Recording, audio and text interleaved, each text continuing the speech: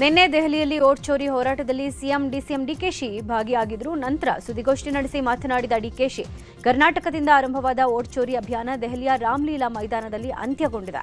ಇದರ ಬಗ್ಗೆ ಇಡೀ ದೇಶದ ಉದ್ದಗಲಕ್ಕೂ ಪ್ರಚಾರ ಮಾಡಿದ್ವಿ. ರಾಜ್ಯದ ಮೂಲೆ ಮೂಲೆಯಿಂದ ಜನ ಬಂದಿದ್ರು. ಜನರ ಉತ್ಸಾಹ ಮುಂದಿನ 2029ರ ಎಲೆಕ್ಷನ್ಗೆ ನಾಂದಿ ಹಾಡಿದೆ ಅಂದರು. ರಾಜ್ಯದಲ್ಲಿ ಮತ್ತೆ ದಲಿತ ಸಿಎಂ ಕೂಗು ಎದ್ದಿದೆ. ಗೃಹ ಸಚಿವ ಪರಮೇಶ್ವರ್ ಸಿಎಂ ಆಗಲಿ ಅಂತ ಕೂಗು ಕೇಳಿಬಂದಿದೆ. ದಲಿತ ಕೋಟಾದಡಿ ಪರಂಗೆ ಸಿಎಂ ಸ್ಥಾನ ನೀಡಬೇಕು ಅಂತ ಒತ್ತಾಯ ಕೇಳಿಬಂದಿದೆ. ನಿನ್ನೆ ತುಮಕೂರಿನ ಬಂಜಾರ ಸಮುದಾಯ ಭವನ ಉದ್ಘಾಟನಾ ಕಾರ್ಯಕ್ರಮದಲ್ಲಿ ಬಂಜಾರ ಸಮುದಾಯದ ಸ್ವಾಮೀಜಿ ಕೂಡ ಪರಂಪರ ದನಿ ಎತ್ತಿದ್ದಾರೆ. ರಾಹುಲ್ ಗಾಂಧಿಯೇ ಬೋಗಸ್, ಅವರ ನೇತೃತ್ವದಲ್ಲಿ ಮಾಡ್ತಾ ಇರುವ ಹೋರಾಟಕ್ಕೆ ಅರ್ಥನೇ ಇಲ್ಲ ಅಂತ ಕೇಂದ್ರ ಸಚಿವ ಪ್ರಹ್ಲಾದ್ ಜೋಶಿ ಹೇಳಿಕೆ ಕೊಟ್ಟಿದ್ದಾರೆ. ಹುಬ್ಬಳ್ಳಿಯಲ್ಲಿ ಮಾತನಾಡಿದ ಅವರು, ಓಟ್ ಚೋರಿಯನ್ನ ರಾಹುಲ್ ಗಾಂಧಿನೇ ಸೃಷ್ಟಿಸಿರೋದು. ರಾಹುಲ್ ಗಾಂಧಿ ಬೋಗಸ್ ಅನ್ನೋದು ಜನರಿಗೆ ಅರ್ಥ ಆಗಿದೆ. ನಾವು ಯಾರ ಹೆಸರನ್ನ ವಿನಾಕಾರಣ ತೆಗೆಯೋಕೆ ಹೇಳ್ತಾ ಇಲ್ಲ. 3 ಹಂತದಲ್ಲಿ ಮತ ಪರಿಷ್ಕರಣೆ ಮಾಡಲಾಗ್ತಾ ಇದೆ. ಆದರೆ ಇವರು ಅನಗತ್ಯವಾಗಿ ಗೊಂದಲ ಸೃಷ್ಟಿಸುತ್ತಿದ್ದಾರೆ ಅಂತ ಕಿಡಿಕಾರಿದ್ರು. ಇನ್ನು ಇದೇ ವಿಚಾರವಾಗಿ ಶಾಸಕ ಮಹೇಶ್ ತೆಂಗಿನಕಾಯಿ, ಸಂಸದ ಬೊಮ್ಮಾಯಿ ಕೂಡ ಪ್ರತಿಕ್ರಿಯೆ ಕೊಟ್ಟಿದ್ದಾರೆ.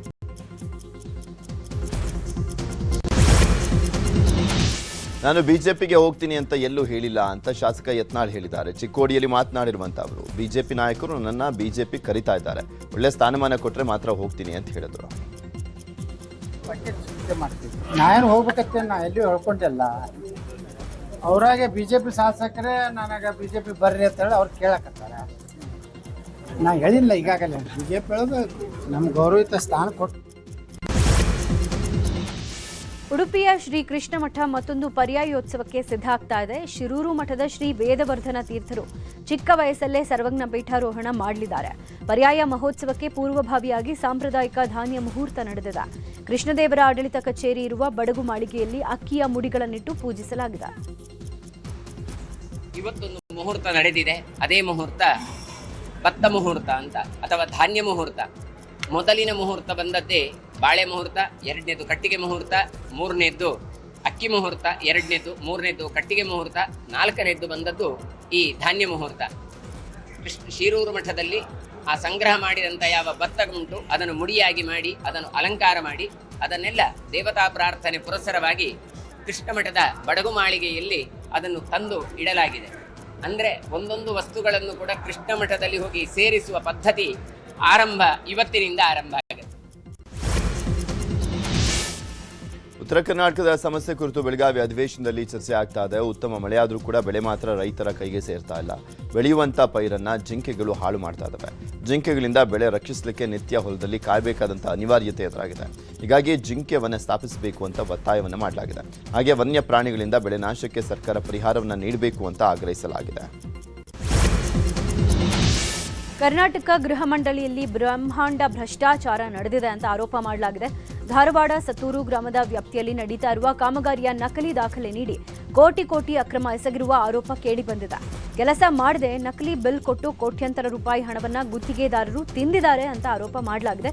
ಈ ಬಗ್ಗೆ ಪರಿಶೀಲಿಸಿ ಸೂಕ್ತ ಕ್ರಮ ಕೈಗೊಳ್ಳೋದಾಗಿ ಕರ್ನಾಟಕ ಗೃಹ ಮಂಡಳಿ ಕಮಿಷನರ್ ದಯಾನಂದ್ ಭರವಸೆ ಕೊಟ್ಟಿದ್ದಾರೆ. ಡೆವಲಪ್ಮೆಂಟ್ ಬಗ್ಗೆ ದೂರುಗಳು ಇವ್ರೇನು ಹೇಳ್ತಾ ಇದ್ದಾರೆ ಈಗ ನೀವು ನೋಡಿದಿರಿ, ಅದನ್ನ ನಾನು ಪರಿಶೀಲನೆ ಮಾಡ್ತೇನೆ. ಅದನ್ನ DPR ಪ್ರಕಾರನೇ ಮಾಡಬೇಕು. ಆ DPR ಪ್ರಕಾರ ಏನಾಗಿದೆ ಅದನ್ನ ಚೆಕ್ ಮಾಡ್ತೇವೆ. ತಪ್ಪಾಗಿದ್ರೆ ಸರಿಪಡಿಸ್ತೀವಿ. ಏನು ಮುಂದೆ ಕಾನೂನು ಪ್ರಕಾರ ಏನು ಕ್ರಮ ಕೊಡಬೇಕು ಆ ಥರ ತಪ್ಪಾಗಿದ್ರೆ ನಾವು ಕ್ರಮ ಕೈಗೊಳ್ತೇವೆ. ಟೋಟಲ್ಲು 188 ಎಕರೆಗೆ 90 ಕ್ರೋರ್ಸ್ ಆಗಿರುವಂಥದ್ದು. ಒಂದ್ ಕಡೆ ಇಂಡಿಗೋ ವಿಮಾನ ಹಾರಾಟ ರದ್ದಾಗಿದೆ, ಮತ್ತೊಂದು ಕಡೆ ಮೈಕುರಿಯುವಂತ ಚಳಿ ಹೆಚ್ಚಾಗಿದೆ. ಹೀಗಾಗಿ ದಕ್ಷಿಣ ಕಾಶಿ ಹಂಪಿಯಲ್ಲಿ ಪ್ರವಾಸಿಗರ ಸಂಖ್ಯೆ ಇಳಿಮುಖವಾಗಿದೆ. ವಿದೇಶಿ ಪ್ರವಾಸಿಗರ ಸಂಖ್ಯೆ 80% ಕುಸಿತವಾಗಿದೆ. ಇದರಿಂದ ಹಂಪಿಯಲ್ಲಿ ಗೈಡ್ಗಳಿಗೆ, ಹೋಟೆಲ್ ಉದ್ಯಮಕ್ಕೆ ಪೆಟ್ಟು ಬಿದ್ದಿದೆ. ಸಾರಿಗೆ ನೌಕರರು ಹಾಗೂ ಸರ್ಕಾರದ ನಡುವಿನ ಜಟಾಪಟಿ ಮುಗಿಯೋ ಲಕ್ಷಣಗಳೇ ಕಾಣಿಸ್ತಿಲ್ಲ. ಸಾಲು ಸಭೆಗಳನ್ನು ನಡೆಸಿದ್ರೂ ಯಾವುದೇ ಪ್ರಯೋಜನ ಆಗಿಲ್ಲ. ಹೀಗಾಗಿ ಅಧಿವೇಶನದ ಬಳಿಕ ಸರ್ಕಾರವನ್ನ ಇಕ್ಕಟ್ಟಿಗೆ ಸಿಲುಕಿಸೋಕೆ ಸಾರಿಗೆ ನೌಕರರು ಪ್ಲಾನ್ ಮಾಡಿದ್ದಾರೆ. ಇಂದಿನಿಂದ ಮುಷ್ಕರ ಸಂಬಂಧ ಸಾರಿಗೆ ಸಂಘಟನೆಗಳು ಆಕ್ಟಿವ್ ಆಗಲಿವೆ. ಪ್ರತಿ ಡಿಪೋಗೂ ತೆರಳಿ ನೌಕರರಿಗೆ ಖುದ್ದು ಸರ್ಕಾರದ ನಿರ್ಧಾರ ತಿಳಿಸೋಕೆ ಪ್ಲಾನ್ ಮಾಡಿದ್ದಾರೆ. ಇನ್ನು ಸದನ ಮುಗಿಯೋವರೆಗೂ ಹಂತವಾಗಿ ಪ್ರತಿಭಟನೆ ಮಾಡಿ ನಂತರ ಮುಷ್ಕರ ಘೋಷಣೆಗೆ ನಿರ್ಧಾರ ಮಾಡಲಾಗಿದೆ. ಹಾವೇರಿಯಲ್ಲಿ ಶಿಕ್ಷಕನ ಮೇಲೆ ನೈತಿಕ ಪೊಲೀಸ್ಗಿರಿ ಖಂಡಿಸಿ ಇಂದು ಸಮಣೂರು ಪಟ್ಟಣ ಬಂದ್ಗೆ ಹಿಂದೂ ಸಂಘಟನೆಗಳು ಕರೆಯನ್ನು ಕೊಟ್ಟಿವೆ. ಸಮಣೂರು ಪಟ್ಟಣದಾದ್ಯಂತ ಬಿಗಿ ಬಂದೋಬಸ್ತನ್ನು ಮಾಡಲಾಗಿದೆ.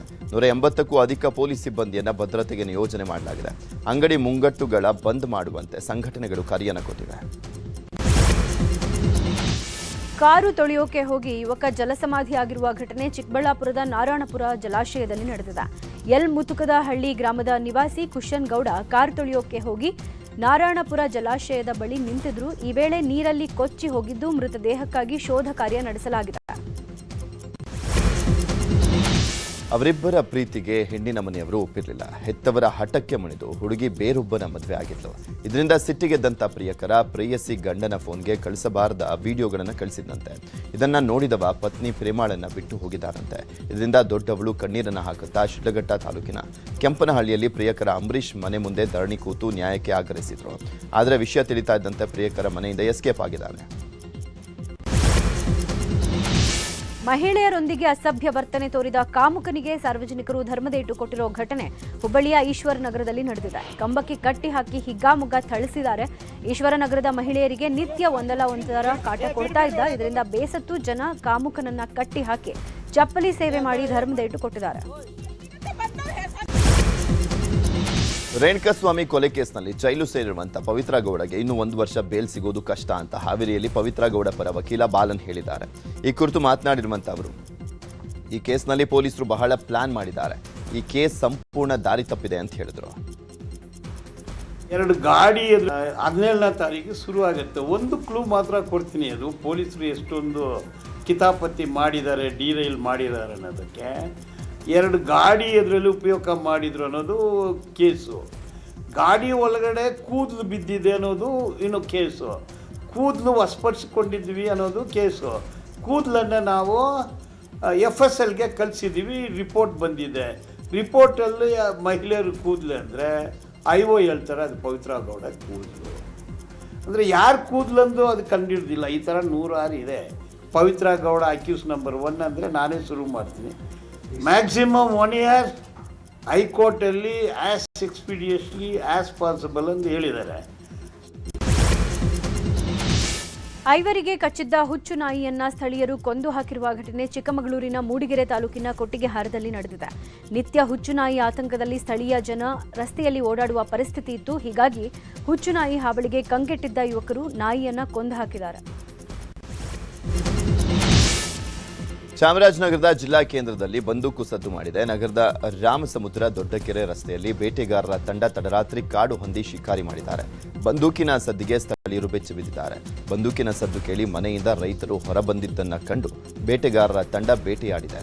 ಹಂದಿಯನ್ನ ಸ್ಥಳದಲ್ಲೇ ಬಿಟ್ಟು ಕಾಲ್ಕಿತ್ತಿದ್ದಾನೆ. ಇನ್ನು ಕೂಡಲೇ ಸ್ಥಳೀಯ ಪೊಲೀಸರಿಗೆ ರೈತ ಚೇತನ್ ಠಾಣೆ ವ್ಯಾಪ್ತಿಯಲ್ಲಿ ಪ್ರಕರಣ ದಾಖಲು ಮಾಡಿಕೊಂಡಿದ್ದಾರೆ. ಅನ್ನದಿಂದ ಮನೆಗೆ ಖದೀಮರು ಕನ್ನ ಹಾಕಿದ್ದಾರೆ. ಕಾಫಿ ಕಳ್ಳತನ ತಡೆಯೋಕೆ ಯತ್ನಿಸಿದ ಮಾಲೀಕನಿಗೆ ಮಚ್ಚು ಬೀಸಿ ಮಾರಣಾಂತಿಕ ಹಲ್ಲೆ ಮಾಡಿದ್ದಾರೆ. ಹಾಸನದ ಬೇಲೂರು ತಾಲೂಕಿನ ಅರೆಹಳ್ಳಿಯಲ್ಲಿ ಘಟನೆ ನಡೆದಿದ್ದು, ಹಲ್ಲೆ ಸಂಬಂಧ ಸೈಯದ್ ಮುಬಾರಕ್, ಶಹೀಬ್ ಅಹಮದ್, ಅಬ್ದುಲ್ ಅಜೀಜ್, ಸಾಗರ್, ಪ್ರಜ್ವಲ್ನನ್ನ ಪೊಲೀಸರು ಬಂಧಿಸಿದ್ದಾರೆ. ಜಮೀನು ವಿವಾದ ಹಿನ್ನೆಲೆಯಲ್ಲಿ ಹಲ್ಲೆಗೊಳಗಾದಂತಹ ದಂಪತಿಗಳು ಇದೀಗ ಪೊಲೀಸ್ ರಕ್ಷಣೆ ಮೊರೆ ಹೋಗಿದ್ದಾರೆ. ಕೋಲಾರ ಜಿಲ್ಲೆಯ ಶ್ರೀನಿವಾಸಪುರ ತಾಲೂಕಿನ ರಾಯಲ್ಪಾಡು ಗ್ರಾಮದಲ್ಲಿ ಬೈರಾರೆಡ್ಡಿ ಎನ್ನುವರು ನಾಗರಾಜ ರೆಡ್ಡಿಗೆ ಸೇರಿದ ಜಮೀನು ಕಬಳಿಕೆಗೆ ಯತ್ನವನ್ನ ಮಾಡಿದ್ದಾರೆ ಅಂತ ಹೇಳಲಾಗ್ತಾ ಇದೆ. ಈ ಸಂಬಂಧ ದೂರು ನೀಡಿದ್ರೂ ಕೂಡ ಪೊಲೀಸರು FIR ದಾಖಲು ಮಾಡಿಲ್ಲ ಅಂತ ನಾಗರಾಜ್ ರೆಡ್ಡಿ ಆರೋಪವನ್ನು ಮಾಡಿದ್ದಾರೆ. ಚಲಿಸ್ತಾ ಇದ್ದ ಲಾರಿಯಲ್ಲಿ ಏಕಾಏಕಿ ಬೆಂಕಿ ಕಾಣಿಸಿಕೊಂಡಿದೆ. ತಮಿಳುನಾಡಿನ ಗಡಿ ಹೊಸೂರು ಬಳಿ ರಾಷ್ಟ್ರೀಯ ಹೆದ್ದಾರಿಯಲ್ಲಿ ಘಟನೆ ನಡೆದಿದೆ. ರಸ್ತೆಯಲ್ಲಿಯೇ ಚಾಲಕ ಲಾರಿಯನ್ನ ನಿಲ್ಲಿಸಿದ್ದಾನೆ. ಲಾರಿ ತಮಿಳುನಾಡಿನಿಂದ ಸ್ಕ್ರಾಪ್ ತುಂಬಿಕೊಂಡು ಬರ್ತಾ ಇತ್ತು. ಮಾರ್ಗ ಮಧ್ಯೆ ಲಾರಿಯಲ್ಲಿ ಬೆಂಕಿ ಕಾಣಿಸಿಕೊಂಡಿದ್ದು, ಸ್ಥಳಕ್ಕೆ ಆಗಮಿಸಿದ ಅಗ್ನಿಶಾಮಕ ಸಿಬ್ಬಂದಿ ಬೆಂಕಿಯನ್ನ ನಂದಿಸೋಕೆ ಹರಸಾಹಸ ಪಟ್ಟಿದ್ದಾರೆ.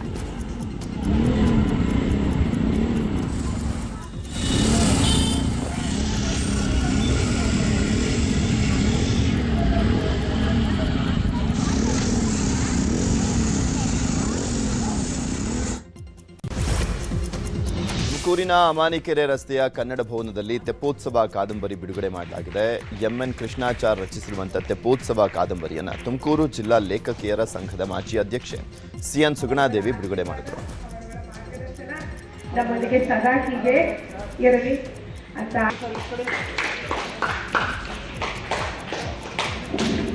ಅಂತ ಹೇಳಿ ಗುರುವಿನ ಮಹತ್ವವನ್ನ ಸಾರಿದ್ದಾರೆ. ಬಹುಪಾಲು